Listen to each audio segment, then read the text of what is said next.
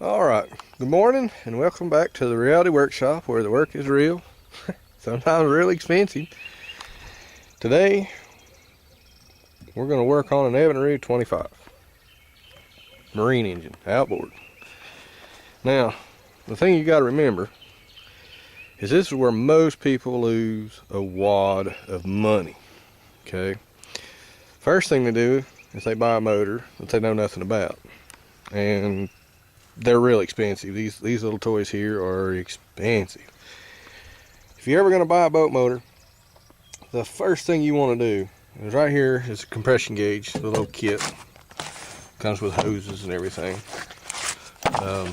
You want to do a compression check. Now this is my neighbor's boat. You know, before I'll even work on it on a boat motor, period, I'll do a compression check, because if the compression is more than 10 pounds difference, I ain't working on it because it's going to blow up. I worked 11 seasons, 11 years at this. I do a little bit on the side. Hadn't worked on a boat motor in quite some time, but my neighbor asked me if I'd bring it down there. He loaned it to another neighbor, which you never do. And it was running when it left. It came back not running. So, I mean, it's just one of those things. I told him I'd take a look at it and see what's going on with it. Do a compression check. Always. If you're going to buy a boat that's got an outboard engine, do a compression check. If it's more than 10 pounds difference between any of the cylinders, walk on past it. Just leave it be. The guy that I worked with was, in my personal opinion, probably one of the best boat mechanics out there. He's an old guy, been doing this most of his life. He retired now and living on the coast. Well, he's probably still working on somebody's boat somewhere, because once you get to working on these things, this is probably the most fun I ever have is working on 25s and bigger. I like the 250s and 300s, the big engines. I'm not much on anything smaller than a 25 because it gets real tedious, but these are like working on watches, and they've got to be right. Also, we're working on this old Yellow Welder. I built a starter for it yesterday. We're going to put a starter in there. One thing about jumping them from one machine to another, using them to start with, is you can get these out of phase. The generating part, it turns positive, negative, negative, positive. But I should have taken another video. This is the finished product. It was late last night. This starter here is about $200 in the welding machine, $175 plus shipping. So yeah, we're gonna get really expensive. So what I done was, I've got plenty of 350 starters. The only sad thing about it is the armature on this starter is bigger than this armature here, so I couldn't just use this casing. Now I could have, if I chose to take these magnets, take that nut out and take those magnets out right there, and then put the old magnets back in it. But I chose to take the starter. These brushes right here, they're wore out. I can get these brushes for $2.95 and rebrush this thing. But I took a starter out, took the new brushes. This was a new starter. These starters here now are running about, at AutoZone, about $75. Rock Auto wants about $40 plus shipping, so you might be roughly about the same on that.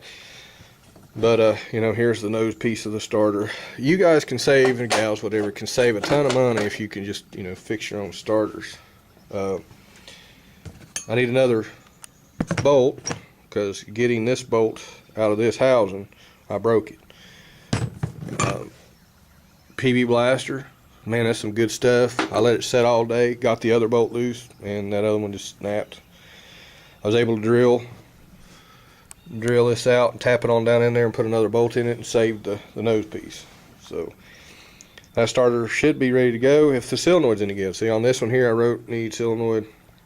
That solenoid's kicking in and out inadvertently, because I had this starter on the Nova. I've got the Nova running. I'll make another video and let you hear that. But that's what I was doing. Working on getting ready to wire this one up and get ready to stick a battery in it and get him up and running. You don't want to let them set too long. But this morning, my neighbor so kindly brought me another project. So I'm going to do a compression check on this engine. See why it's not firing. Right there, you see that black and yellow? That's a Kilroy wire, we call it. There's no telling. This pack here, this CD pack, is not apparently the right one, because they use this kind of bullshit here, and this is exactly what it is. When you're dealing with marine stuff, you don't want to do that.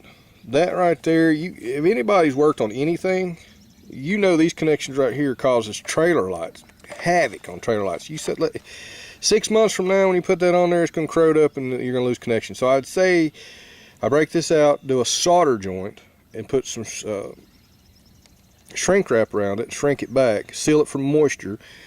I bet you this motor run. Maybe not. He's already changed the coil in it because the coil broke across the top, and he said fire was jumping from here to the block. But after he loaned it, he couldn't get it. But that kind of BS right there, that's crappy work. Whoever done that ought to have their ass kicked.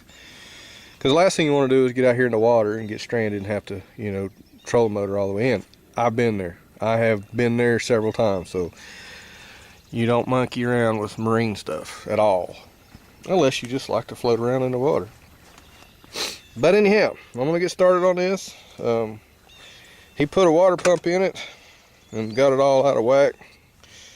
Motor still wants to turn even though it's in neutral. You got to finagle it and monkey with it. It does have a neutral start switch there.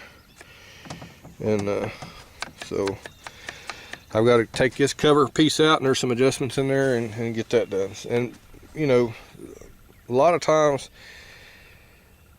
people I've heard stories. I've heard all kinds of stories doing this, throughout the years. Their boats quit. Their buddies drink about 9 beers, and they all become a boat mechanic. And what would have been a $50 fix turns into be $500-600 fix after their buddies become boat mechanics and start working on everything. Actually, I've done repaired some of them boats that's, their buddies were all-star technicians. These things are expensive. Most shops now are charging you $80 to $100 an hour for boats. It's ridiculous.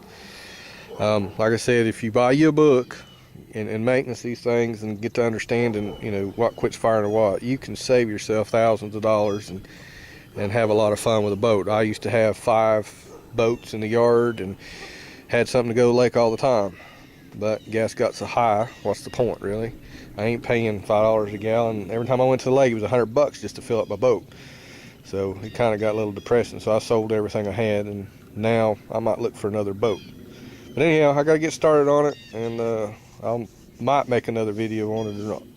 I don't know.